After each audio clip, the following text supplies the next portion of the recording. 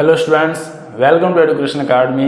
आई am Shashi Bhushan और आप देख रहे हैं Spark 2021 free crash course presented by Education Academy, है ना। और इससे पहले हम लोग जो सेकंड चैप्टर स्टार्ट करने से पहले, है ना, आपको बता दें कि फर्स्ट चैप्टर हम लोगों ने बहुत बढ़िया तरीके से क्लियर कर चुका है।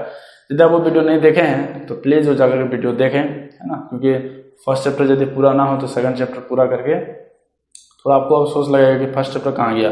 तो चलिए, है ना, शुरू करते हैं आज का चैप्टर, जो कि सेकंड चैप्टर है हम लोग का, है ना। आप देख रहे होंगे एसिड, बेस एंड सॉल्ट का। तो फिर सबसे पहले हम लोग इसमें देखते हैं कि कौन कौन से टॉपिक पढ़ने हैं, उसी के अनुसार फिर धीरे धीरे हम लोग करते जाएंगे ताकि कोई टॉपिक छूट ना जाए। तो फिर चलिए सबसे पहले देखेंगे, है ना, ये इंट्रोडक्शन, है ना। सबसे पहले हम लोग क्या देखेंगे जी, इंट्रोडक्शन, जिसमें हम लोग देखेंगे एसिड, बेस, जो इसमें आपको एसिड, बेस और सॉल्ट के बारे में सब जान लेंगे, है ना। उसके बाद हम लोग देखेंगे physical and chemical properties of acid and base. Physical और केमिकल प्रॉपर्टीज देखेंगे एसिड और बेस का। फिजिकल जो उसका प्रॉपर्टी होता है वो क्या होता है और केमिकल जो प्रॉपर्टी होता है वो क्या होता है, दोनों ही चीज हम लोग देख लेंगे, है ना। उसके बाद इंडिकेटर कहने का मतलब ये हुआ कि वो इंडिकेट करेगा किसी भी चीज को, है ना, मतलब कि एसिड और बेस को वो इंडिकेट करता है। वो ऐसा हम लोग मटेरियल लेते हैं जिससे हमको पता चल जाता है कि वो एसिड है कि बेस है ना। और पीएच वैल्यू भी एक प्रकार का, मतलब कि एक स्केल होता है जिसमें कुछ वैल्यूज होते हैं और उसी वैल्यूज के अनुसार हम लोग उसको कैटेगराइजेशन कर सकते हैं कि ये एसिड है कि बेस है ना। तो चलिए देखेंगे फिर बढ़िया से डिटेल से। उसके बाद कॉमनली यूज्ड केमिकल सब्सटेंसेस के बारे में जानेंगे, मतलब कि कुछ ऐसे केमिकल सब्सटेंसेस हैं जिसको हम लोग रेगुलरली यूज करते हैं, कॉमनली हम लोग उसको यूज में लाते हैं, फूड मटेरियल के रूप में हो या फिर अलग अलग अपने अपने कार्यों में हो।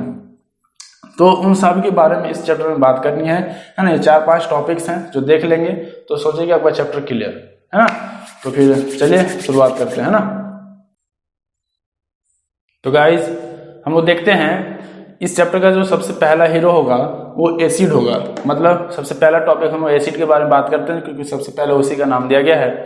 तो एसिड आप समझ लीजिए ना कि लैटिन वर्ड से नाम दिया गया है एसिड को, जो कि था, है ना, जो लैटिन वर्ड है वो एसिडस होता है, ठीक है। तो एसिडस का मीनिंग आप समझा चाहें तो वो है सोर, खट्टा, है ना। वो खट्टा का मीनिंग देता था, एसिडस का मतलब होता है ना, लैटिन भाषा में। तो वहीं से इसको एसिडस से ही इसको नाम दिया गया है एसिड। तो इसका मतलब कहीं ना कहीं एसिड जो हम लोग का है वो खट्टा होगा, तभी ना उसी के नाम से रखा गया जी। हाँ, तो आप यही जान के रखिए कि एसिड जो होता है ना, वो खट्टा होता है। मतलब कि जिस पदार्थ में एसिड मिलता है वो पदार्थ हम लोग का खट्टा होता है टेस्ट में। तो जो भी चीज आपको खट्टा लगेगा उसको आप बोल देंगे कि उसमें एसिड पाया जाएगा, ठीक है। लेकिन अरेनियस ने जो कहा था, उन्होंने कहा कि आप ऐसे तो सब कुछ चेक करके नहीं पता कर सकते हैं जी, क्योंकि एसिड जो होता है ना उसके बारे में यदि हम बात किया जाए तो बहुत ही रिएक्टिव एलिमेंट होता है, बहुत ही रिएक्टिव कंपाउंड होता है। तो इस कारण से, है ना, तो आप ऐसा समझ सकते हैं कि ऐसे तो हम लोग सबको मालूम नहीं कर सकते हैं।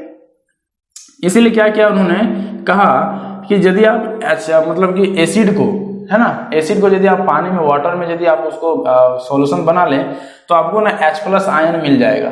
क्या मिल जाएगा जी? H+ आयन मिल जाएगा। मतलब ये हुआ कि आप HCl ले लीजिए, इसमें वाटर मिक्सिंग कर दीजिए, HCl लेकर के वाटर मिक्सिंग कर दीजिए, आपको H+ आयन मिलना था ना। ये देखिए H+ और Cl माइनस में टूट जाएगा HCl, जो क्या होता है, ये एक्वस फॉर्म में होता है। क्या होता है जी? वो एक्वस फॉर्म में होता है, मतलब कि थोड़ा मोड़ा पानी मिला हुआ होता है, ठीक है। तो थोड़ा मोड़ा पानी मिला हुआ होता है जो एक्वस फॉर्म में होता है, जिसको बोलते हैं। मतलब कि ये थोड़ा सा, इसमें भी वाटर होगा, इसमें भी वाटर होगा, ये चीजें देख रहे हैं। तो इस तरीके से H2SO4 को भी तोड़ेंगे तो ऐसे ही टूट जाएगा, है ना। H2SO4 को भी तोड़ ले तो आपको H+, है ना, प्लस SO4 डबल माइनस में देगा, जो ये भी क्या होगा, एक्वास होगा, जो क्या होगा, एक्वास होगा, है ना। और ये भी आपका एक्वास होगा, मतलब वाटर में मिला लीजिएगा, ठीक है। क्या कीजिएगा, H2O में मिला दीजिएगा। तो इस प्रकार से हम लोग देखेंगे कि H+ मिल जाएगा और इधर SO4 डबल माइनस से H+ मिल गया कि नहीं मिल गया, यहाँ भी H+ मिल गया। तो इन दोनों ही चीजों में आप देख रहे हैं कि H+ मिल रहा है। इसका मतलब कि HCl और H2SO4 जो आपको बता रहे हैं, ये दोनों के दोनों ही एसिड है, ठीक है। मतलब ये हो गया आपका कौन सा एसिड है, हाइड्रोक्लोरिक एसिड है। और ये कौन सा एसिड है ना, सल्फ्यूरिक एसिड है, बात समझ रहे हैं ना।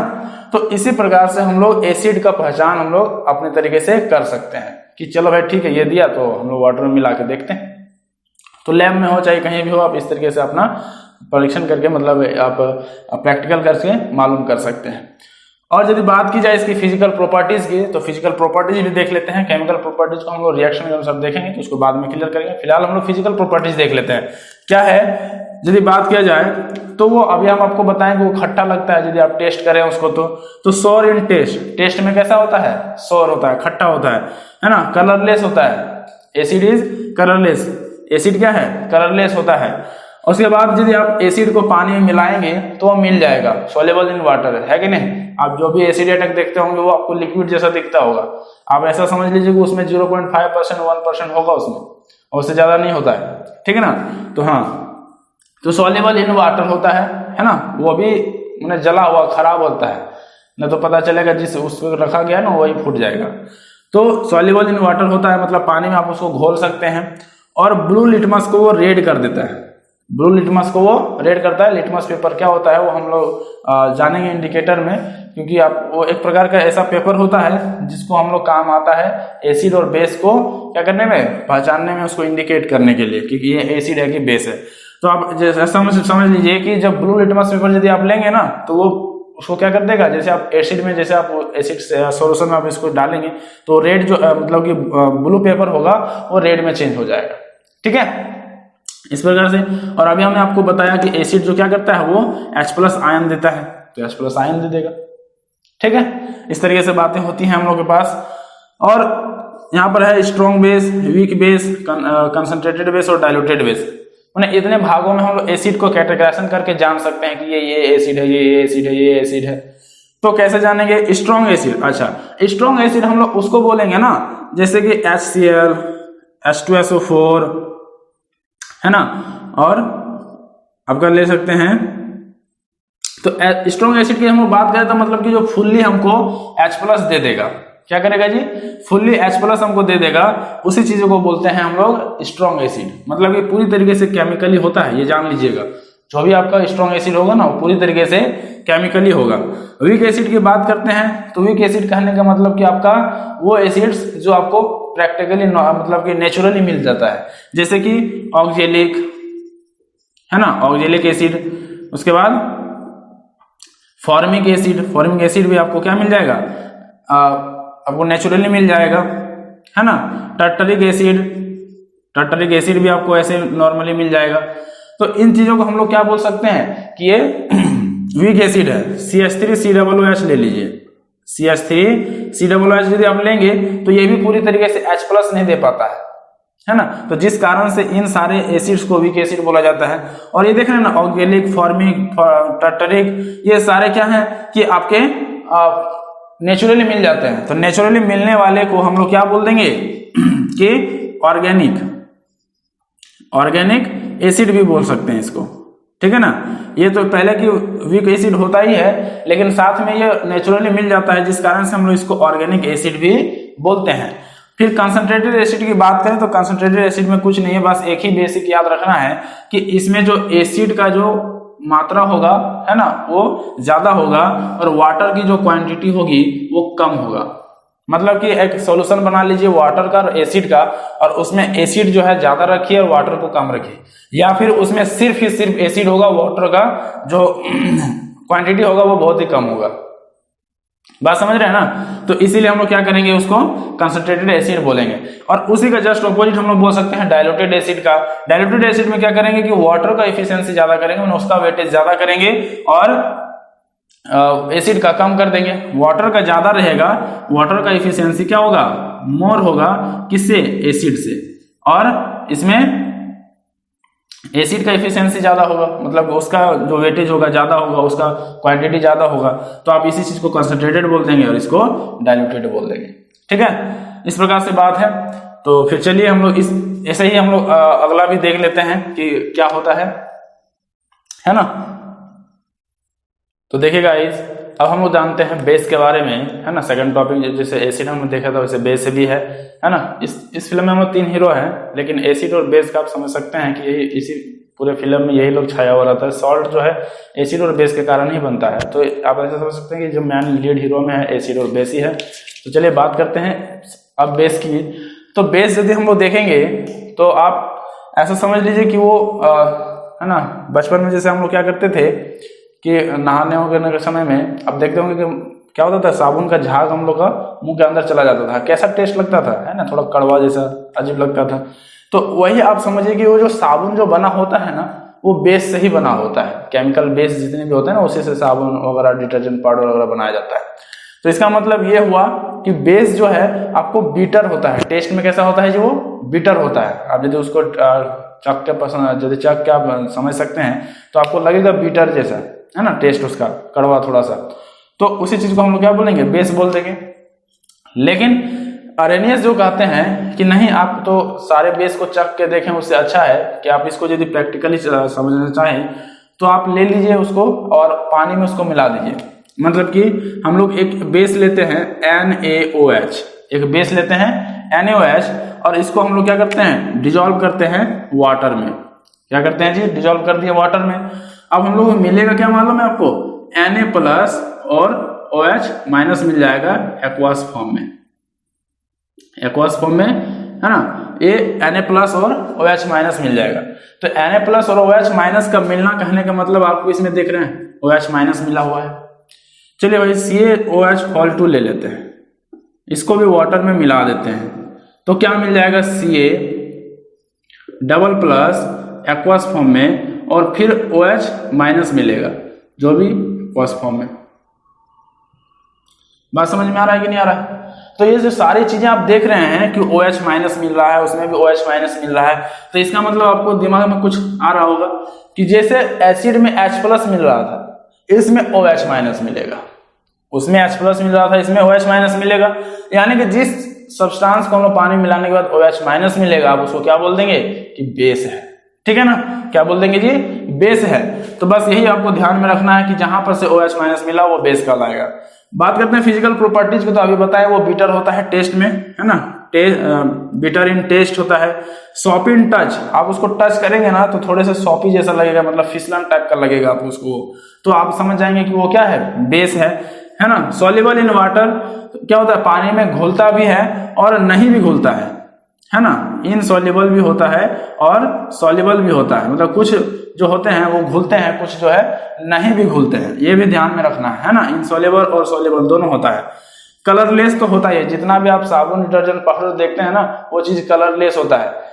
बाकी जो NH4OH मतलब कि अमोनियम हाइड्रोक्साइड को छोड़ करके सारे के सारे क्या होते हैं, नहीं वो तो सिर्फ ऑर्डर होता है। अच्छा ठीक है ना, आप याद रखेंगे कि वो कलरलेस होता है सारे के सारे, है ना। उसके बाद turn red litmus in blue, क्या करता है, वो जो रेड लिटमस पेपर अभी जो बताए थे कि वो इंडिकेटर होता है एसिड का और बेस का, तो जो लिटमस पेपर रेड यदि है आपके पास तो वो क्या कर देगा, उसको ब्लू कर देगा, समझ रहे हैं ना। और गिव OH- क्या देता है जी, OH- देता है यदि आप उसको वाटर में डिजोल्व करते हैं। तो ये सारे फिजिकल प्रॉपर्टीज हो गए। तो देखिए इसमें जो लिटमस का बात आ रहा है ना, वो कहीं पर रेड हो जाता है, कहीं पर ब्लू हो जाता है, तो कंफ्यूज कर जाइएगा। तो इसीलिए याद रखिएगा, एक ट्रिक आपको दे रहे हैं, एसिड रेड और बेस ब्लू का, ठीक है ना। एसिड रेड और बेस ब्लू, मतलब एसिड यदि रहेगा तो वो रेड हो जाएगा, बेस रहेगा तो ब्लू हो जाएगा। हाँ, एसिड रहेगा तो रेड हो जाएगा, मतलब कि ब्लू से रेड हो जाएगा, और बेस रहेगा तो ब्लू हो जाएगा, मतलब रेड से ब्लू हो जाएगा। तो acid red base blue, acid red base blue, ये ट्रिक्स आपको याद रखने हैं ताकि आपको सारी चीजें जो है लिटमस पेपर वाला कंफ्यूजन खत्म हो जाएगा। ठीक है, बात करते हैं स्ट्रॉन्ग बेस की और वीक बेसेस की। तो इन चीजों को कैसे जानेंगे, स्ट्रॉन्ग बेस है कि वीक बेस है। तो देख लीजिएगा, स्ट्रॉन्ग बेस उसी को बोलेंगे ना जो पूरी तरीके से आपको ये वाटर में डिजोल्व होने के बाद OH- क्लियरली आपको दे देगा, कोई लफड़ा शूटिंग नहीं करने वाला है वो। तो यानी कि NaOH, CaOH, KOH जो भी एग्जाम्पल लिखे गए हैं, आप इसको पानी में यदि डिजोल्व करते हैं तो सीधा सीधा वो आपको क्या दे देता है, OH- आपको मिल जाता है पूरी तरीके से। तो उन्हीं चीजों को हम लोग क्या बोलेंगे, स्ट्रॉन्ग बेस बोलेंगे। और बहुत ही ज्यादा क्षारीय होगा, क्षारीय होगा, उसका टेस्ट में बहुत ही ज्यादा कड़वा आएगा।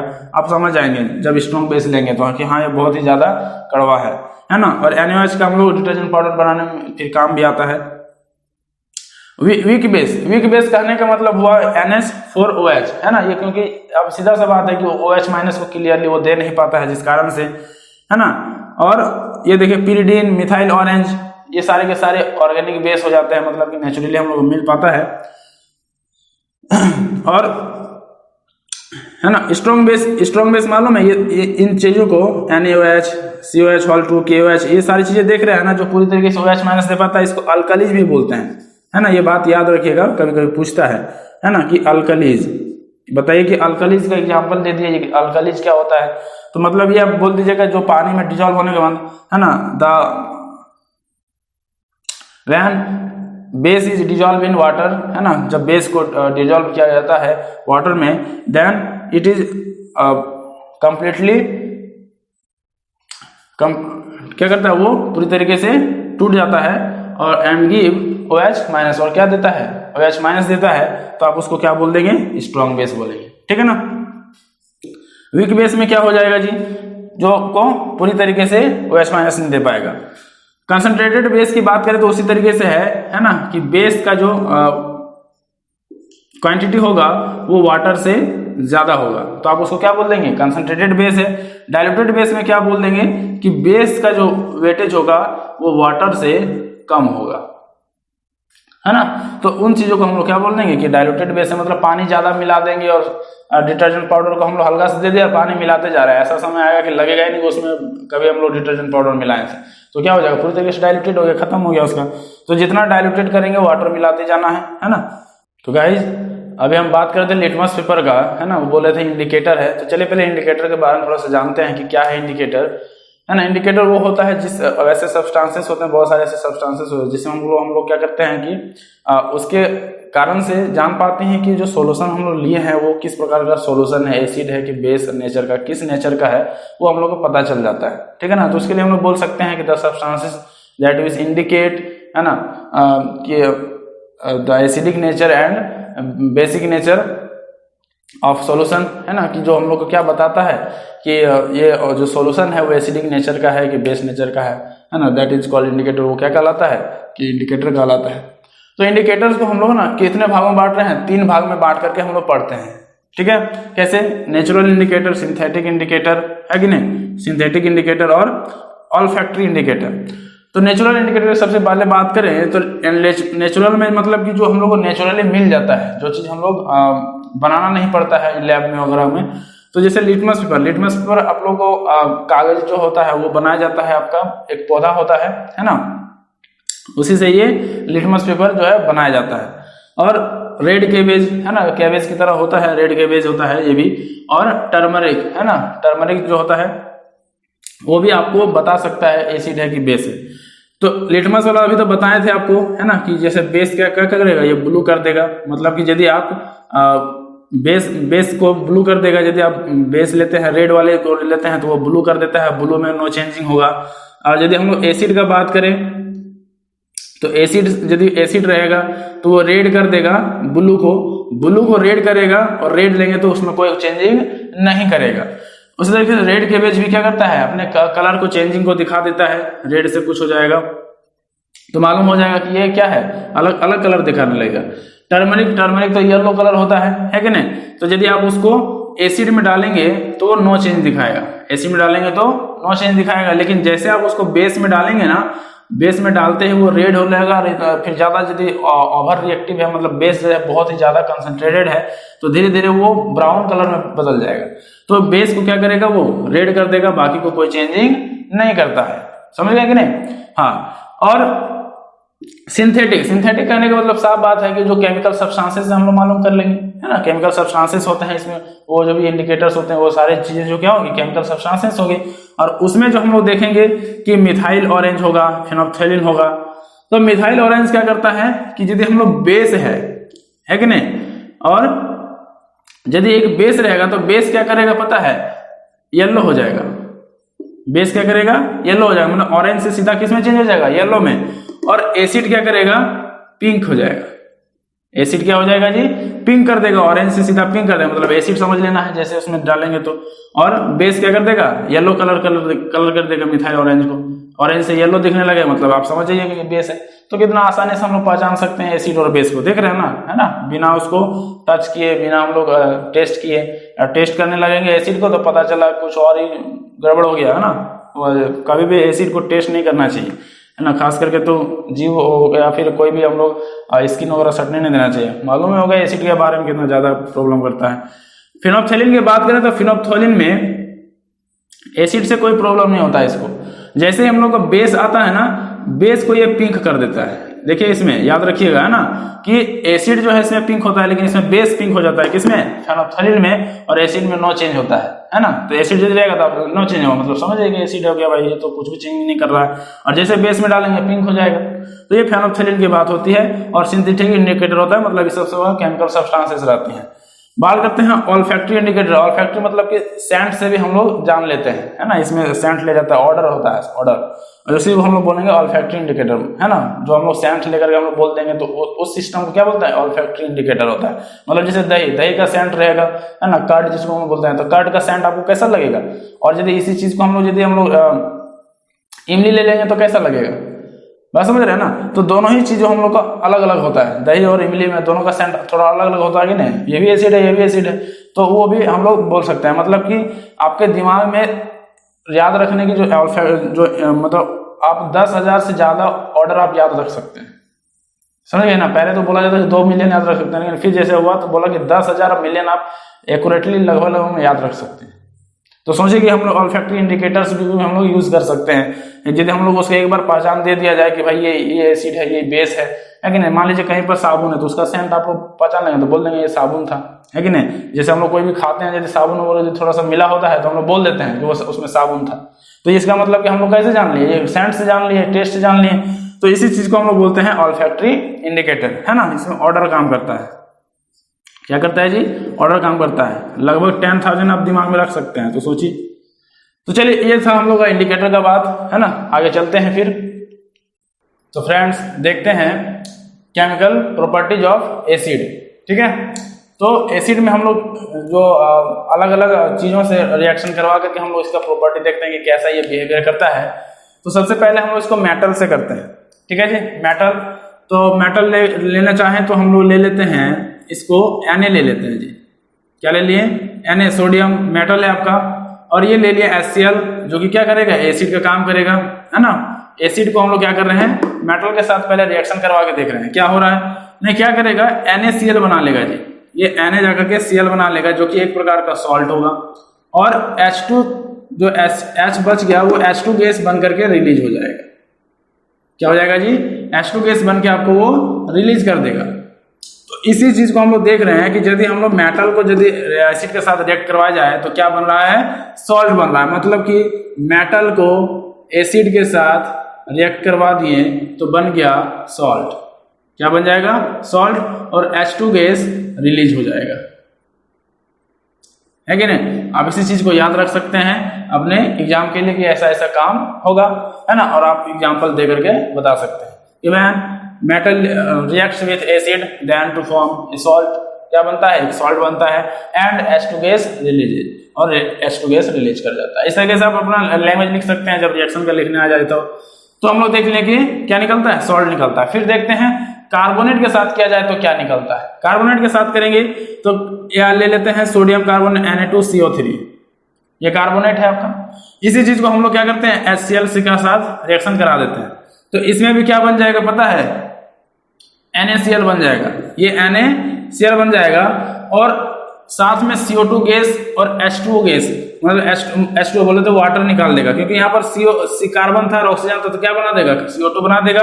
यहाँ पर H बचा हुआ था, इधर एक ऑक्सीजन था तो H2O बना दिया। बात समझे कि नहीं समझे?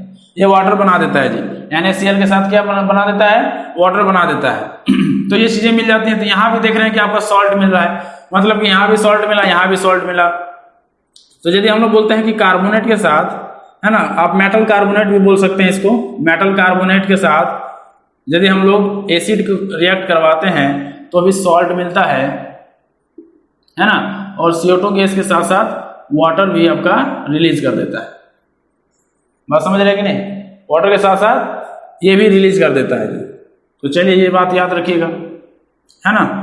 और अब करवाते हैं हाइड्रोजन कार्बोनेट के साथ। हाइड्रोजन कार्बोनेट मतलब इसको बाइकार्बोनेट भी बोलते हैं, है ना। इसको आपको कभी कभी बाइकार्बोनेट भी लिखा रहेगा कि मैं एसिड को बाइकार्बोनेट के साथ रिएक्ट करवाएं, तो आप इसको बाइकार्बोनेट भी बोल सकते हैं। तो क्या देखेंगे, जो बाइकार्बोनेट लेंगे तो NaHCO3 ले लीजिए, NaHCO3, इसलिए हाइड्रोजन कार्बोनेट है, कार्बोनेट है, CO3 बोले तो कार्बोनेट, है ना, और ये हाइड्रोजन कार्बोनेट। इसको क्या करना है, रिएक्ट करवाना है HCl से। तो NaCO3 था, इसको HCl ले लिए, तो ये क्या बना देगा, फिर से NaCl बना देगा, H2O बनाएगा और CO2 बनाएगा, वही चीज बना देता है जी, है ना। तो इसमें भी देखेंगे वही लिखेंगे, है ना। जब हाइड्रोजन कार्बोनेट या बाइकार्बोनेट के साथ करता है तो सॉल्ट निकाल देता है। तो इस तरीके से रिएक्शन में बोल सकते हैं कि when hydrogen carbonate reacts with acid then to form a salt and water. वो सब नहीं भी लिखेंगे तो चलेगा, सिर्फ इतना लिख दीजिएगा काफी हो जाएगा। तो ये चीज हम लोग देख लें कि तीनों के साथ ऐसे ऐसे रिएक्शन करवाते हैं, अलग अलग प्रॉपर्टी हमको मिलता है, मतलब अलग अलग सब्सटेंसेस मिलते हैं, और साथ साथ में हम लोग को सॉल्ट भी मिल जाता है। जो भी कुछ हम लोग एसिड से करते हैं तो लास्ट में खत्म होकर के अलग चीज बना लेता है, सॉल्ट बना लेता है। ये तो केमिस्ट्री है, कुछ मिला है कुछ निकल गया, है ना।